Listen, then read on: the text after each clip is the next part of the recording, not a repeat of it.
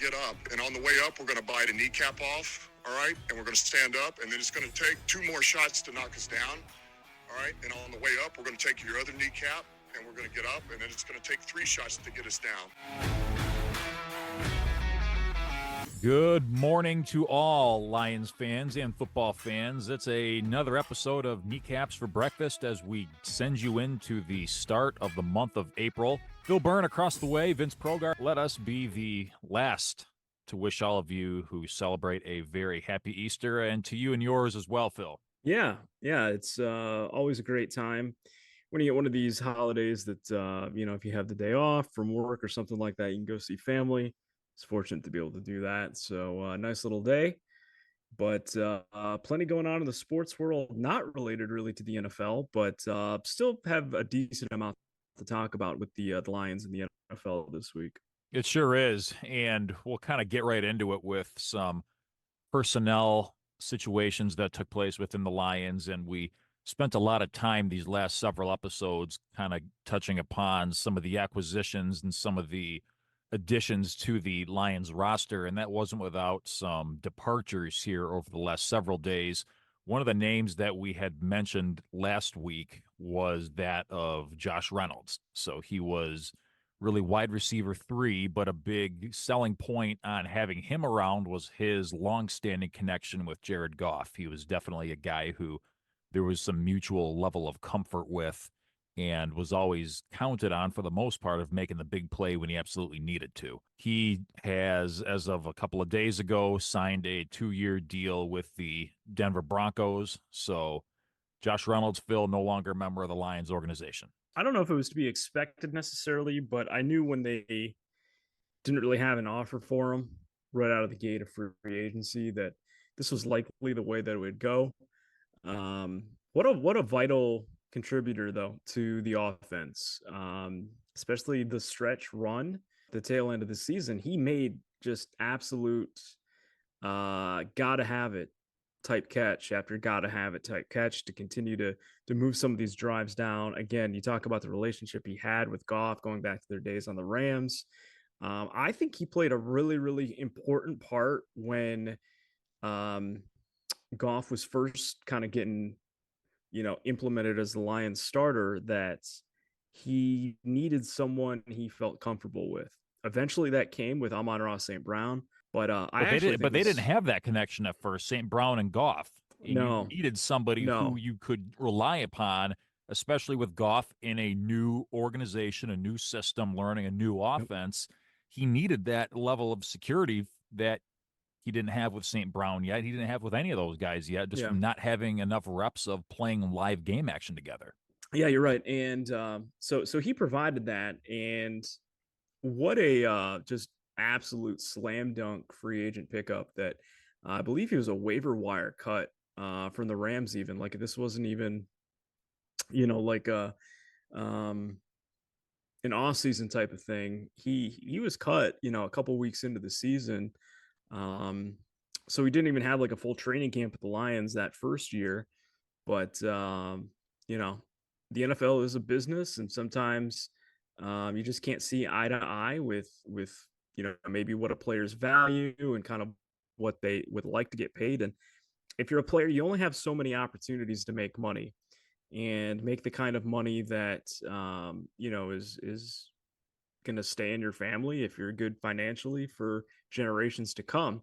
So that is an opportunity that I think just about anyone else, if you were in Josh Reynolds' shoes, would absolutely run with as well. We thank him for his time. We thank him for this, that, and the other thing. But yeah, the Lions are going to have to figure out a way to maybe not necessarily replace his production, but replace his output with that kind of receiver in the Lions office, because they really don't have a guy like him currently on the roster. We will talk more about how the Lions intend to fill that position, and even more so how you and I, Phil, plan to fulfill that role for Josh Reynolds if we were in a position of power. We'll get to that in coming episodes. It is worth pointing out, though, that the Lions offense is in a better place today than it was when Reynolds got here, because now you've got St. Brown, who's playing at an all-pro level. You have a couple of running backs who are fully capable of making an impact in the passing game in Montgomery and Jahmyr Gibbs, and you've got otherworldly tight end in Sam Laporta. So much better situation today than it was when Reynolds was picked up on waivers just a few years back at the beginning of the Goff and Campbell tenure. Yeah, without a doubt. And just, that's kind of just, how this played out. And honestly, it's really a testament to how well this has been working that the Lions can pick up a guy from the scrap heaps, the waiver wire. He becomes a starter, with some reps and promise, and confidence, and he turns it into a nice payday on a 2-year contract. So, hey, again, it's a business, and you know, I'm sure Jared Goff will miss having a trusted, reliable target that he's comfortable with, but there's plenty of receivers to go around, and that's just kind of the nature of the business. Another loss for the Lions on the receiving the ball category. Backup tight end Brock Wright was a restricted free agent heading into this offseason. He just signs a deal with the San Francisco 49ers. Any surprises to you there, Phil? Brock Wright not being essentially matched by the Lions? Because usually you don't see a whole lot in the way of movement with these restricted free agents. So maybe the Lions saw something with Brock Wright that they thought they could do without, or maybe they thought what's behind curtain number 2 would be better. What are your thoughts on that? Again, some of this is going to come down to the moves that we don't know that the Lions are yet to make. And again, that's the, re-signing a Jared Goff, maybe a new deal for Penei Sewell or Amon-Ra St. Brown. And, while the Lions have a decent amount of salary cap space left to play with, I think it's simply a case of, they I think would go with option 2 at tight end, and so I guess they have what, Zylstra back there if he's still, They on a did say at the contract with start them. of the offseason that Zylstra will be back. I believe James Mitchell is back James for Mitchell as further well, tight yeah. end depth. And of course, you got Laporta. Yeah, so I guess that's kind of just a thing of maybe they're looking for Mitchell to develop a little bit more as he was, a draft pick by Brad Holmes. And I don't want to say like a rare miss or anything like that, but, because obviously he's not going to, at this point, going to outperform Sam Laporta and eventually take the role or anything. But you're just kind of looking for something, even if it is a little bit more than just the occasional special team play once in a while. So to me, yeah, like, if San Francisco is willing to do that for Brock Wright, they're going to miss, I think, really his more dependability in the blocking game, and being kind of almost like an extra offensive lineman out there. I think that's the best trait that he has. I think the worst thing about this is just simply that, hey, we're chasing San Francisco, right? Like they're the team that beat us at the end of the day to get into the Super Bowl. So you don't want to just give away talent to that team that you're chasing, and that's what could happen here if we don't match this. I'll tell you one thing I'll always remember is the 4th down play in the 2022 Jets game that Brock Wright took to the house. That is one that will live on in my mind for years and years to come. But nonetheless, Josh Reynolds and Brock Wright have moved on from the Lions organization in free agency. Shifting gears a little bit to something that we introduced on last week's episode of Kneecaps for Breakfast was some discussion about rule changes at this last week's NFL owners meeting. So the Lions, as we said last time, brought forth 4 different rule change suggestions.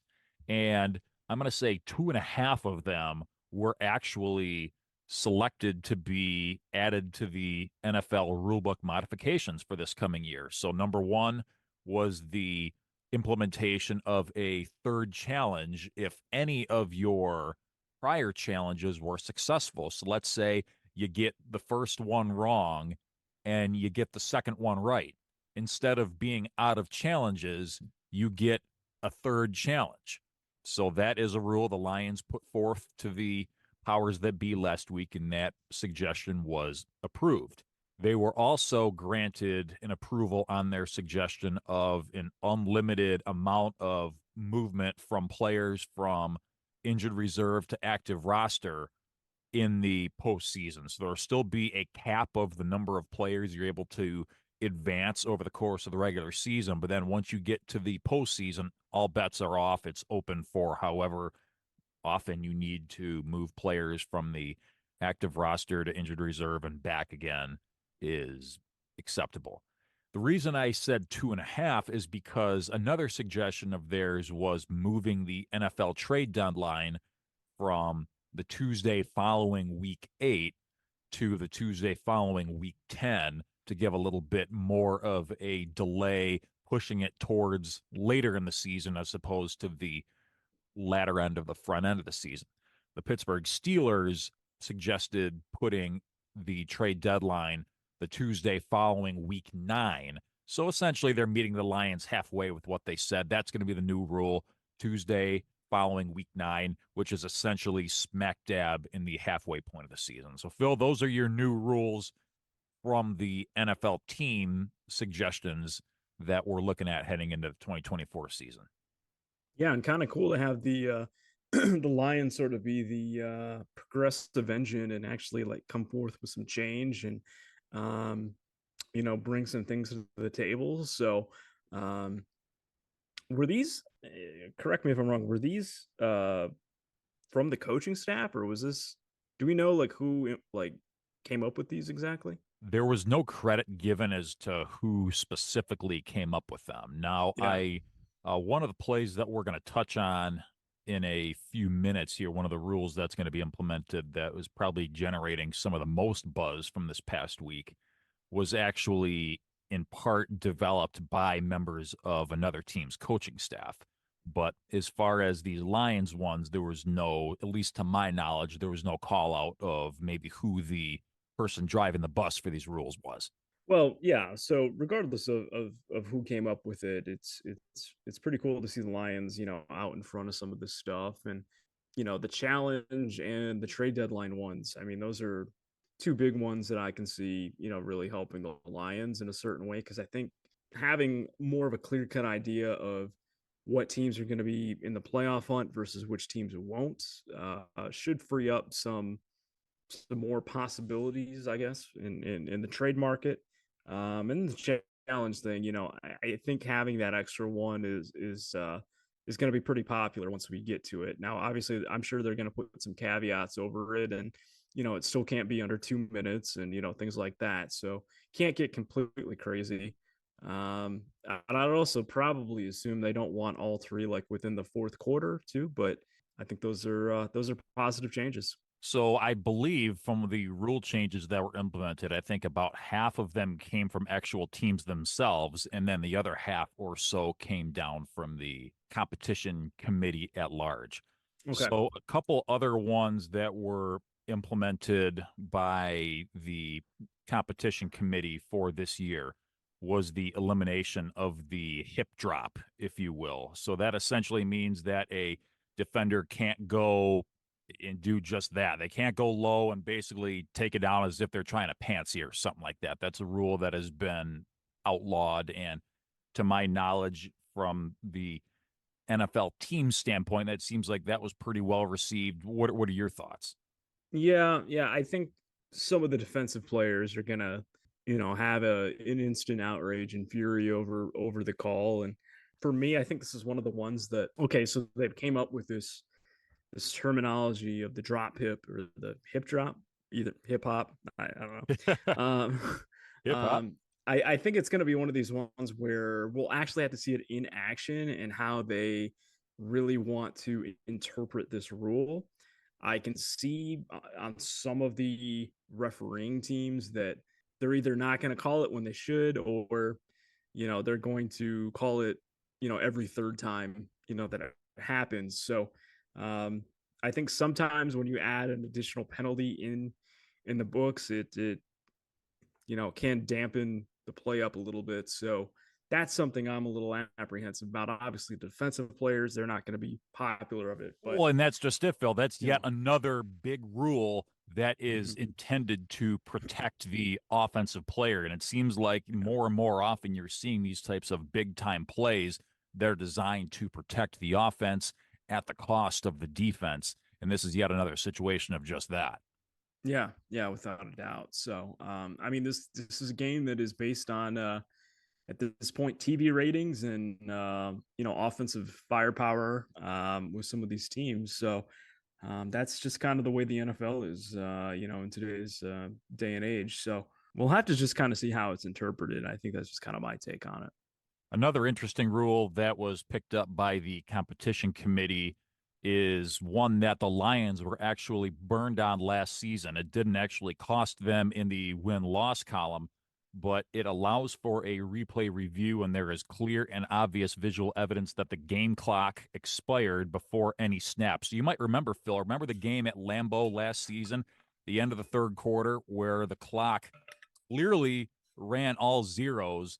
The officials didn't blow the play dead. The Packers ran a play and they scored a touchdown to cut that lead down to a much more manageable deficit hanging into the fourth quarter. Again, didn't come back to bite the Lions in any way, but that was a play that should not have been run because time had clearly expired, but you couldn't go back and review that under the old rules. Yeah. So rare instance where Lions don't get burned by something. But they're gonna run with that one now. So probably the biggest rule change from this past week with the NFL ownership meetings was the changes to the kickoff. Going back a handful of years, there's no doubt that the intent behind creating the rules to what they have been up until now was to mitigate the threat of injuries. There's no question that some serious injuries over the years have taken place on the kickoffs, and they did what they could to essentially mitigate the risk of serious injury. And by and large, it worked. I think I saw concussions were down 40% just in the first year of the way the kickoff rule has been implemented all the way up until now. The downside to that was that essentially created the most boring play in football. More often than not, kickoff sails into the end zone for a touchback, or the kick returner signals for a fair catch, and it goes out to the 20-yard line or whatever the case may be. It's almost like, why even have the kickoff at that point if you already know that 9 times out of 10 they're going to just take it right at the 20 or take it right at the 25. I think everybody knew that something needed to be done to kind of strike that happy medium between a completely boring, almost meaningless play in football while at the same time keeping the players safe. Well, here is the solution to that that's going to be the law of the land. It's not a proposal at this point. This is a done deal. New kickoff. So I'm going to do my best to try and paint the picture here. So the kicker is still going to kick the ball off from the 35-yard line. That's not going to change. But he's going to be completely on an island by himself. The rest of his 10 teammates are going to be way up the field in plus territory, lined up at the 40-yard line. Then you have the other team's players lined up approximately 5 to 10 yards in front of them, with the exception of 1 to 2 players that you have designated as your kick returners, which are standing anywhere between the 20-yard line and the end zone. So that's what your formation is going to look like. Then you have the kickoff. Kicker kicks the ball off, and he's not allowed to cross the 50-yard line until the kick is fielded. The other 10 players on the kicking team can't move until the kick is fielded. The other players that are lined up 5 to 10 yards downfield on the receiving team cannot move until the kick is fielded. So you're basically everyone's just standing there waiting for something to happen at this point. The kick is taken by the receiving team. It's got to be, if it lands in the field of play between the 20-yard line and the end zone, it's got to be picked up and taken. Otherwise, it's dead right there at that spot. So it's going to encourage more returns than we ever had before. If the kick reaches the end zone, it's a touchback out to the 30-yard line. So it's a 5-yard advantage to the receiving team if the kick reaches the end zone. If the kick fails to even reach the 20-yard line, and even if it lands in the field of play, that is a situation almost like a kickoff out of bounds where the ball goes out to the 40-yard line. What it's also doing in this situation is it's also eliminating the option for accepting a penalty on a kickoff. So if a penalty takes place on a scoring play, you were able to either take the choice of accepting the penalty on the extra point attempt or accepting the penalty on the kickoff. That's now not a thing anymore. The kickoff will stay the same from a structural setup standpoint, no matter what at this point. What this is also doing is changing the onside kick rules. So now, where a team could theoretically, if they wanted to, set up for an onside kick, run an onside kick at any point during the game, you now can only run an onside kick attempt in the fourth quarter while you are trailing, and you have to actually announce that we intend to run an onside kick here. So nothing is going to be by surprise. You've got to be trailing, and it's got to be in the fourth quarter. So those are your changes in a nutshell for the kicking game. A lot to unwrap there, Phil, but how do you think that is going to impact what our games look like for next season? Well, thank you very much there, Mike Pereira, joining us. Our NFL rules expert, of course. Thank you for not And referring to me nicely, as Dean Blandino. I yeah, appreciate yeah, that. yeah. You're classier than that. Hey, listen, there's a lot to unfold right there. Bottom line is they want a kick return to still happen. They don't want the gunners, the defensive backs, the receivers, the tight ends, the backup running backs that are in on these plays not being able to fulfill duties as backups in the game if they get hurt. You know, no one wants to see a team that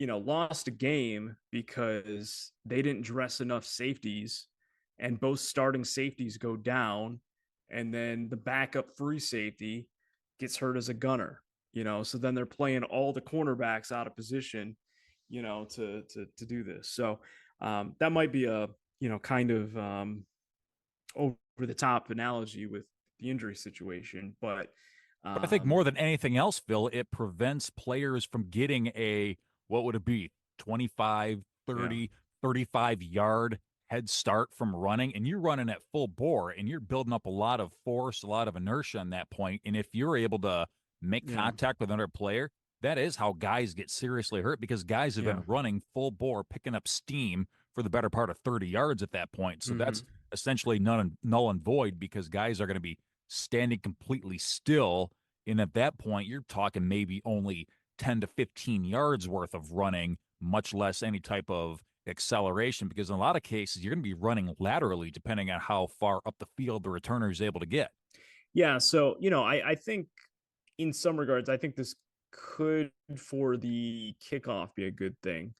I like the idea that basically the NFL is saying, hey, if it goes to, you know, um, the 20, we want you to, do something with it, Um, I think the thing that I can't say that Dan Campbell's probably a fan of is the whole onside kick situation. Quite honestly, that was always kind of the Joker card that he had, that he was kind of having in his back pocket there. Maybe not to the So same extent as the fake punt, but yeah, anytime you take something out of his bag of tricks, yeah, I mean, that's something yeah, that he's bound to yeah. be cussing under his breath about for a second. So I think I'm outside of seeing obviously whoever the Lions draft and things like that.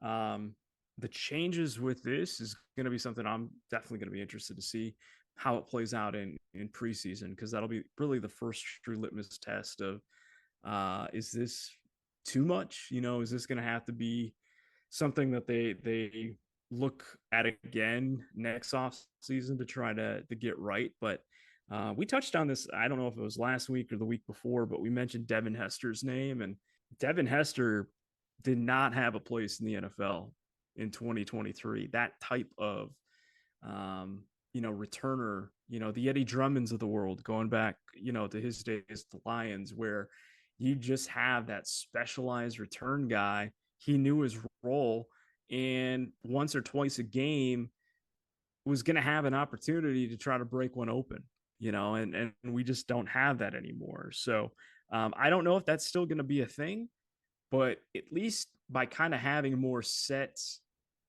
coverages and what they're allowing as far as blocking schemes and just the gunners coming downfield, um, it's just more or less still kind of look like a free play, I guess.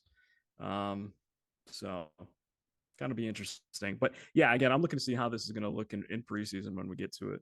Now, of course, once the rule was announced, looking at myself, who's always resistant to change in any stretch, always finds more to dislike about it. But then I got to thinking that how cool would it be if all of a sudden the way that this rule, as it's set up, which requires a return of some sort, especially if the ball lands in between the 20-yard line and the end zone, that could really open up the door for a player like Jamison Williams to really show off what he can do as far as the speed goes. Because all of a sudden he's able to really pick up speed before all the guys that are upfield really are able to build up any type of speed in catching him. And if it's positioned just the right way, you could be looking at a lot more in the way of kickoff returns for touchdowns if you're able to get a speedster out there who's really good at fielding the ball and is able to really turn it up upfield.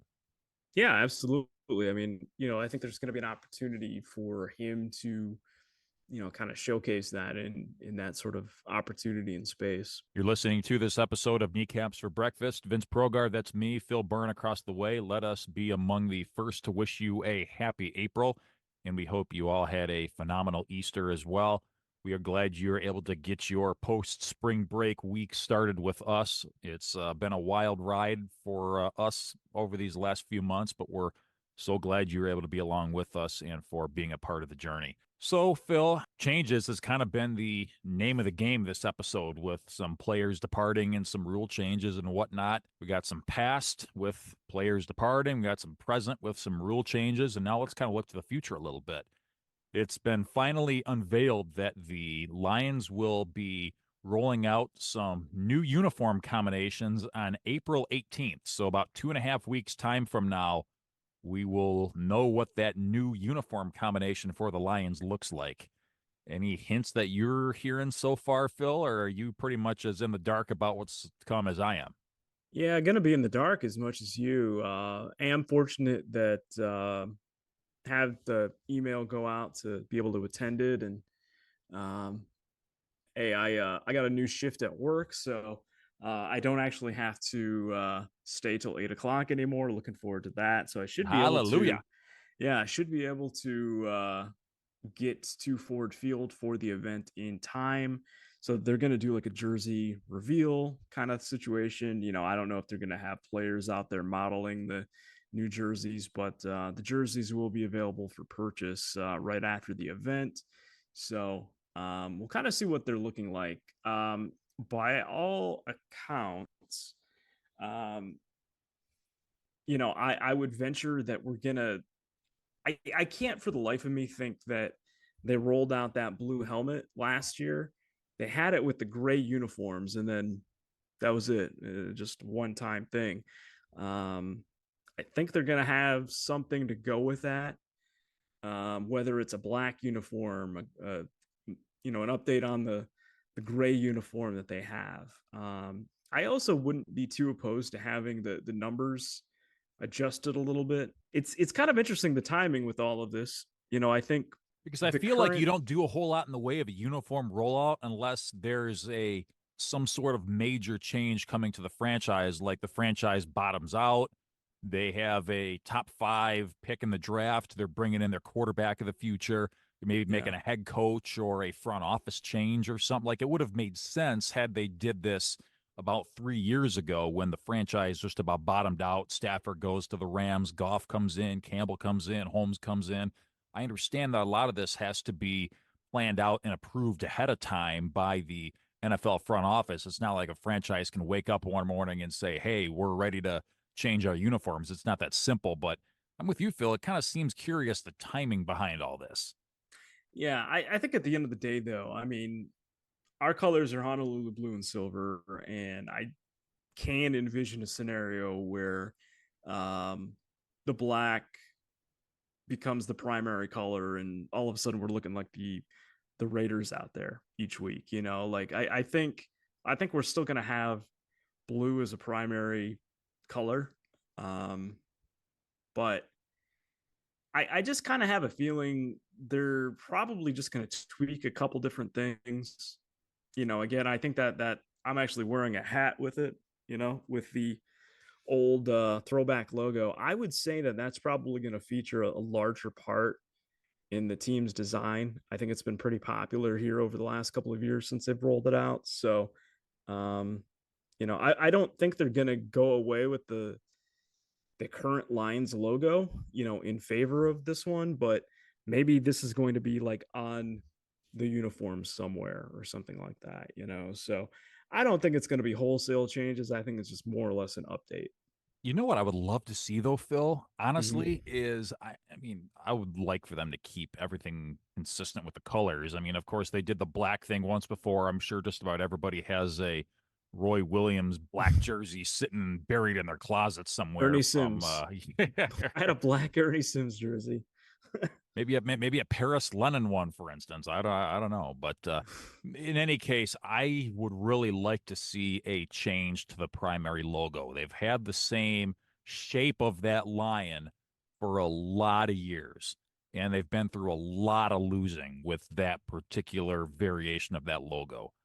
And you talked about that logo with the two pillars and the leaping lion in between. Hmm.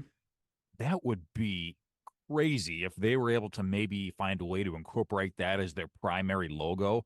I've always loved that particular logo. So to have that one Hmm. as maybe a primary, that'd be something that'd be kind of cool to see. Just my 2 cents. The racing stripes, I mean, kind of do hint to Detroit's, like, automotive history or legacy, if you will, too. So I don't feel like they're gonna just update anything just to make a couple of bucks here. The Lions are sitting on literally just a gold mine of you know interest and people willing to throw dollars and cents at any sort of item they can get their hands on. Those NFC North Division shirts. I think if I remember right, they got put out on a Meyer somewhere, something like that, the day before the game, and people were buying them up and stuff, and they had to take some back or something like that. So, um, I don't think they're going to be hurting in as far as the merchandise is going. And but yeah, I would like to see something slightly updated. Um, I still the winning has removed all thoughts and memories of the Matt Patricia Bob Quinn era, but just knowing that the uniforms got rolled out right when those two took over, it still kind of gives me a little bit of that vibe. So, um, if we need to go away with it, I'm on board. Just as long as there's no like Tampa Bay Buccaneers creamsicle type thing where we're kind of going in the ugly category instead of something that's visually appealing. I think we can all get behind that. Like khaki just becomes like a primary color, khaki and blue, or I don't know, Or something like that just like or like hideous. incorporating a personified mascot at center of the field like the Cleveland Browns did just a couple of years ago. I mean, they never had any type of thing like that whatsoever, and then automatically when you least expect it, oh hey, this guy all of a sudden has legs and arms and he's just sitting there at midfield at the Brown Stadium. What's up with that? Yeah. Yeah, the elf guy. You're like, who's that? I don't know. So, Phil, I think this is actually a good place to stop for the day. We're kind of at a good stopping point between the changes that took place within the organization this week, and now we can really start to hit it hard with draft coverage as we move forward into the month of April. The next several episodes of Kneecaps for Breakfast are going to be very, very draft heavy. We're going to kind of nerd out, geek out a little bit as we kind of get deep into the weeds with the Lions and the NFL draft into the month of April. But we're so glad you're able to be with us up to this point, and we really hope you can be along for the ride here on Kneecaps for Breakfast. For Phil Byrne, Vince Progar saying good morning, go Lions, forward down the field, over and out.